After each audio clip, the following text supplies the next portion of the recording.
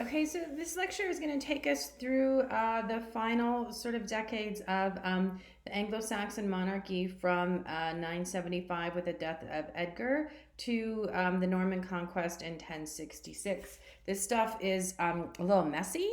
It can sort of be hard to follow. So I think the best way to sort of think about it is just to think about these as people.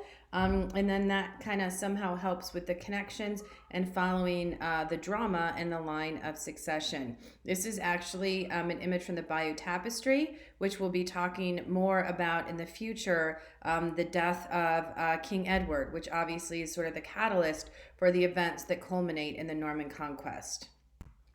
But sort of backing up to 975, we left off in the last lecture with the coronation of King Edgar. And in 975, he dies. And at this point, there is some instability within the royal household about who should succeed him. Edgar had two children. His eldest was Edward. His younger was Ethelred, and they actually have two different mothers. Edward's mother was a nun at Wilton that King Edgar had some sort of a relationship with, but it doesn't seem as if they were ever married. But then he did marry Ethelfrith, Ethelred's mother, afterwards. And so Ethelred was born within a legitimate union. That wasn't really an issue at this stage of the game. Illegitimacy wasn't a problem, but there were sort of two camps within the court at the time. The sort of ecclesiastical camp led by Archbishop Dunstan of Canterbury, who's pictured here, tweaking the nose of the devil in one of the many stories about Archbishop Dunstan and his holiness. And then the nobles, who sort of were at odds with the church at that time due to some of King Edgar's reforms. Edward was young. He was like 13. Ethelred was even younger at the time. So clearly neither of these two individuals are able to make their case, but they become sort of pawns for these two factions at court.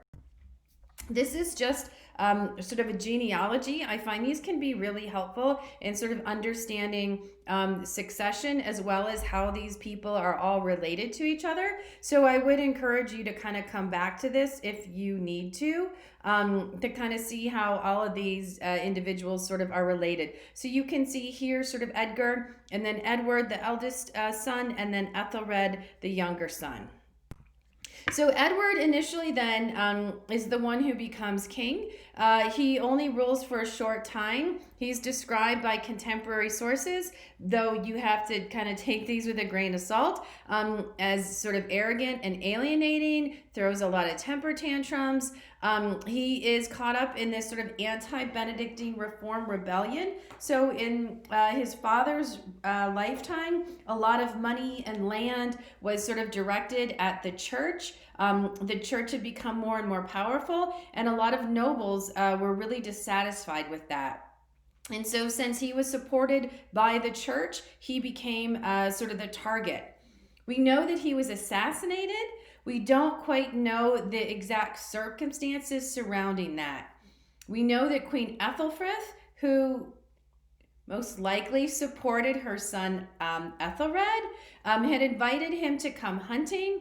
As he went to get on his horse, to mount his horse, she was handing him a glass of wine, and someone stabbed him in the back. Literally, they stabbed him in the back. It did not kill him, but it was enough to cause him to fall off his horse, but his foot was caught in the stirrup, and then the horse started dragging him along, and all of those sort of combined resulted in his death. Interestingly, he was sort of proclaimed a martyr by sort of the popular sort of forces within England, and he is known often as Edward the Martyr, and there's a church with his relics that people visit that they associate with a lot of sort of miracles. In any case, this leaves the succession open to Ethelred. Ethelred, you will often see his nickname is the Unready or the Unread. that can be interpreted a few different ways. Unread in Old English is probably the more accurate one, and it means ill-counseled. Not unlike Edmund, Ethelred is sort of the victim of history. So there are certain narrative accounts that aren't terribly favorable to Ethelred, but these are probably accounts that are tracking sort of backwards. They knew the end, and they knew things did not end well, so they sort of project onto earlier years. So for example, there's a story in Ethelred during his baptism. This is a time when babies were sort of fully immersed in the baptismal font. And at the moment that that's happening, he actually has a bowel movement and he sort of soils the holy water. And the archbishop who is in charge of the baptism essentially says something like, well, that's not a very good start. So Ethelred had to deal with these divisions within the court between sort of the powerful forces within the church and his nobles. It does seem from some of the bureaucratic evidence that he was an effective administrator, that he was able to sort of resolve disputes. He married Emma of Normandy. So Emma was the daughter of the Duke of Normandy. So this is a pretty significant sort of diplomatic connection. But we do know that it's during Ethelred's rule that Danish invasions become increasingly frequent and increasingly intense. So in 991, the Battle of Malden, an invading force from Denmark, defeats the Fyrd in East Anglia, and this is a pretty significant defeat for the English. In response, what Ethelred does, and this is one of the reasons why I think he's open to such criticism, is he levies sort of a countrywide tax called the Danegeld. Everybody has to pay a certain amount of money, which he then collects, which he gives to the Danes to prevent them from invading again. And while this was sort of an effective short-term solution, it was a very ineffective long-term solution. So in 994 then, these continuing Danish invasions led by the King of Denmark, Sven Forkbeard, then continue to sort of, they invade, they take a lot of money that is raised as a result of the Danegeld back to Denmark. But increasingly, as England shows how much money it's able to raise, it also shows the Danish the advantages to sort of permanent conquest. And so a turning point seems to be in 1004. They actually raise 48,000 pounds in the form of this Danegeld, which is an enormous fortune. And so after that, Sven's attention seems to be turning more and more towards permanent conquest. In 1013, he invades. He is supported in particular by people in the north. It is not an accident that some of his early campaigns sort of target the north. And then Ethelred is sort of caught off guard. Some of his closest supporters flee, and so he then flees to Normandy along with his wife Emma and their two small children.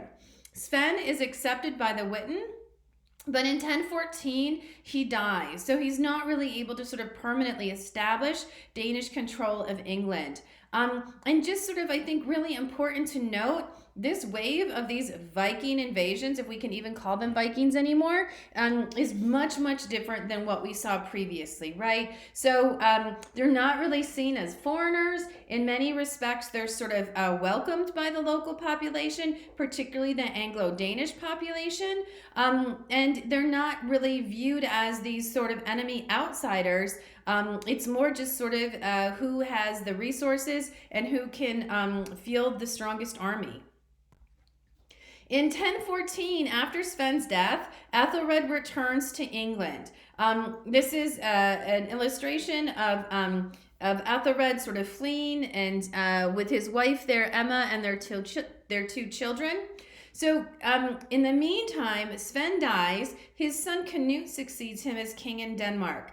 Would like to push his claim to England, but is not in a position to yet. So Ethelred is able to come back relatively unopposed. He punishes a lot of the supporters of Sven, so the people who sort of rallied around Sven early on. While this may have been the cause of a lot of personal satisfaction, it resulted in the alienation of a lot of those people who probably would have would have it benefited him to have their continued support moving forward, because in 1015 Canute finally has settled his affairs in Denmark and he invades once again. In spite of some military success, in 1016, Ethelred dies. And then this opens up sort of possibilities about what's going to happen with the succession. So in 1016 then, Ethelred has a son by his first wife named Edmund Ironside. And Edmund Ironside sort of presses his claim to the throne against Canute. They fight something like 5 battles in like 6 months. They kind of go back and forth until the 18th of October at the Battle of Assendun. At Assendun, Edmund is decisively defeated by Canute's forces. And they decide then that they're going to divide the kingdom up. So what happens then is Edmund gets Wessex, and Canute gets sort of Northumbria and East Anglia and Mercia. But Edmund dies just shortly after that in November, so he only rules for several months. And then Canute, and this is going to be important later on, Canute sends Edmund's 2 young sons to Sweden to be held as hostages. Excuse me. They're not going to stay in Sweden, but eventually they're going to come back. But so they're gone for now, but not permanently. At least their successors aren't. This is a contemporary illustration you can see of Canute defeating Edmund at the Battle of Assendun.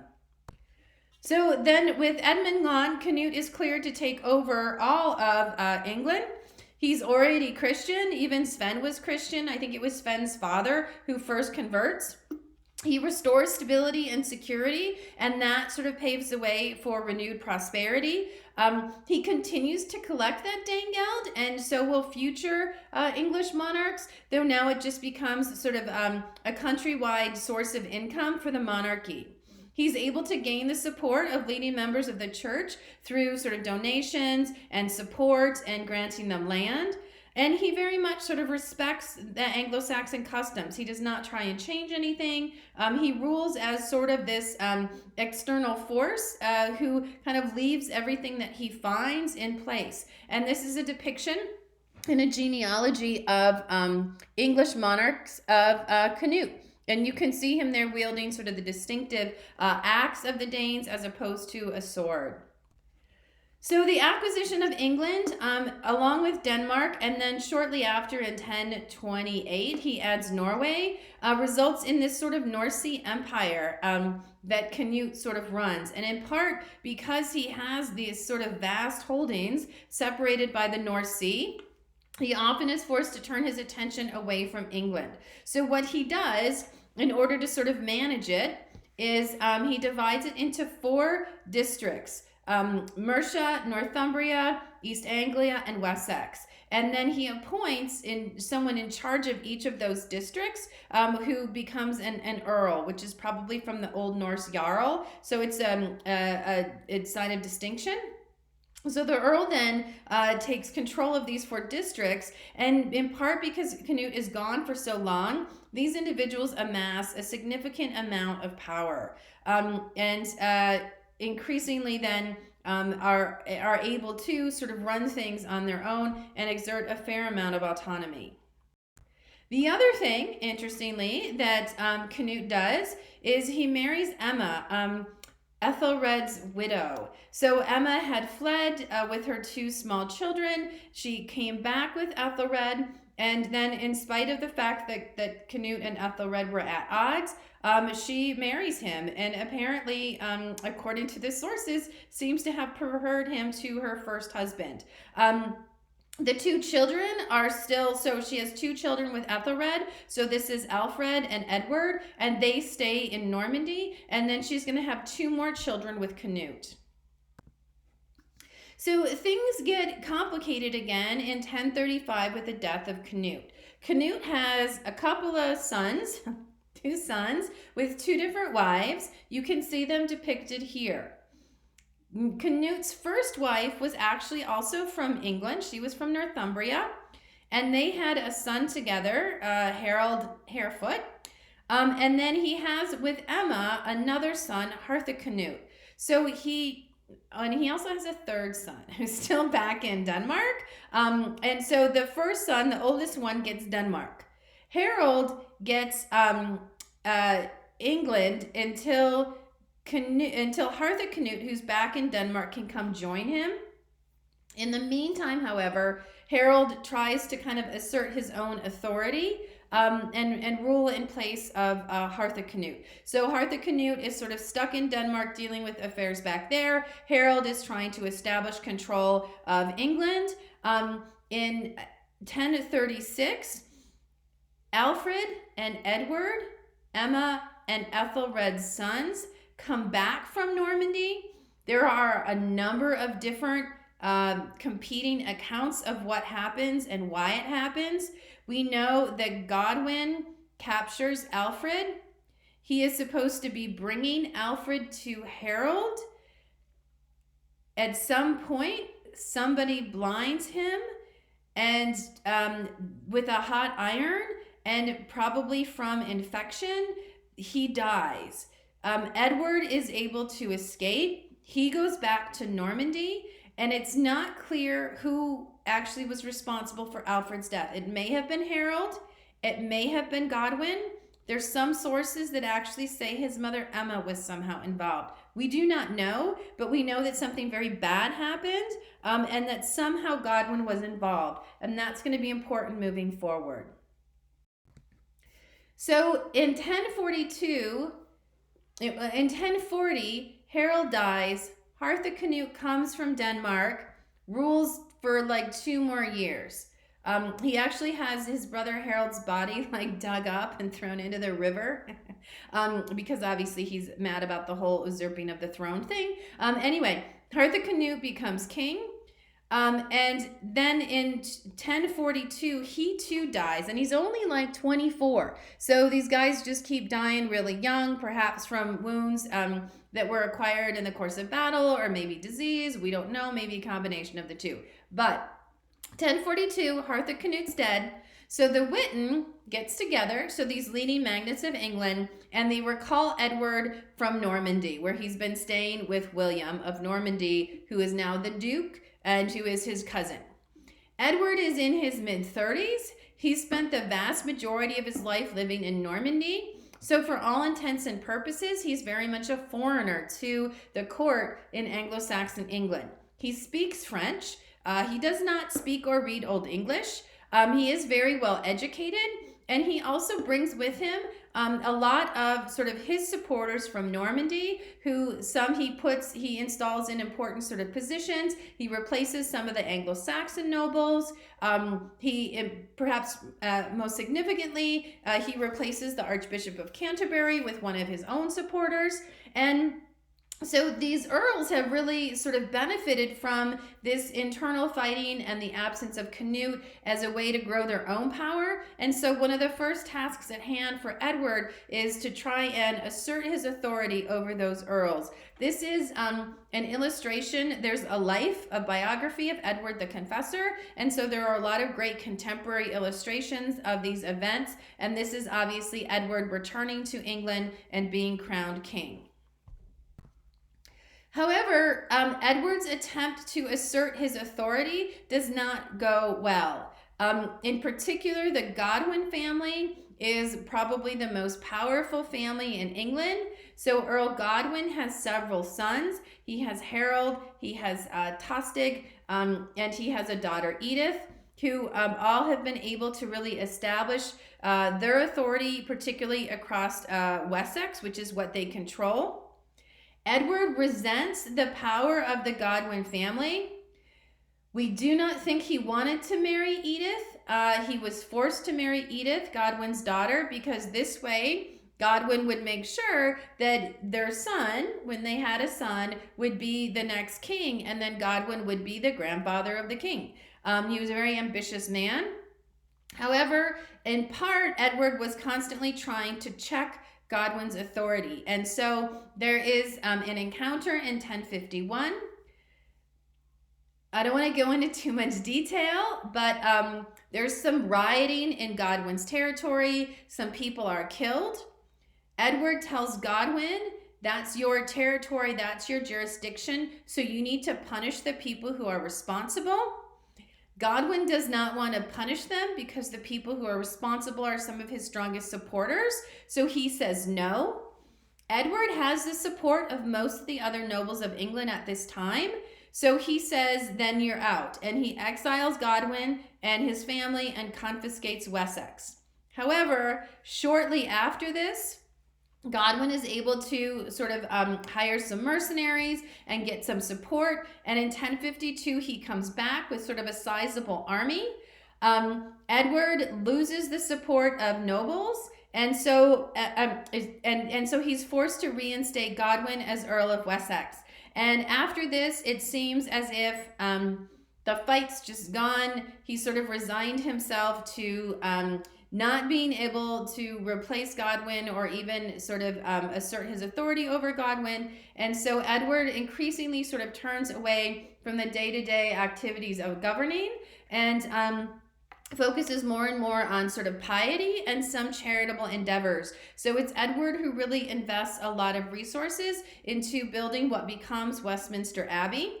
Increasingly, he relegates or delegates duties to Harold Godwin, so Godwin's son, right? So Harold is Godwin's son. He delegates military duties to Harold, and Harold is more than capable of fulfilling these duties. He's a very experienced battle commander, which Edward just is not. One of the stories, which may or may not be true, Edward obviously develops after his death this reputation for extraordinary piety. So that's why his nickname is Edward the Confessor. We do know that he begins spending an inordinate amount of time, just hours during the day, sort of prostrate in prayer.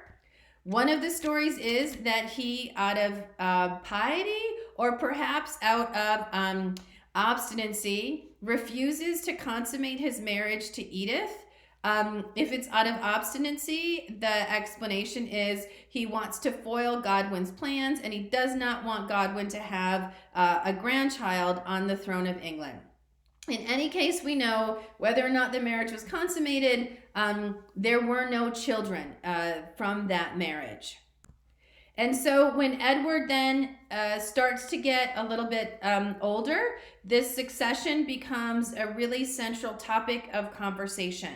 There are a variety of different accounts of what was supposed to happen. It's very unclear, and in part, the ultimate victory of the Normans mean that a lot of the sources are skewed Norman. We know there are really, in Edward's mind, it seems, two possible contenders. At one point, as he's sort of thinking about the future, he tries to track down those sons of Edmund Ironside that Canute sent to Denmark. They ended up in Hungary, and so he sends sort of an ambassador to Hungary to persuade Edmund's son to come back to England to sort of be his designated successor.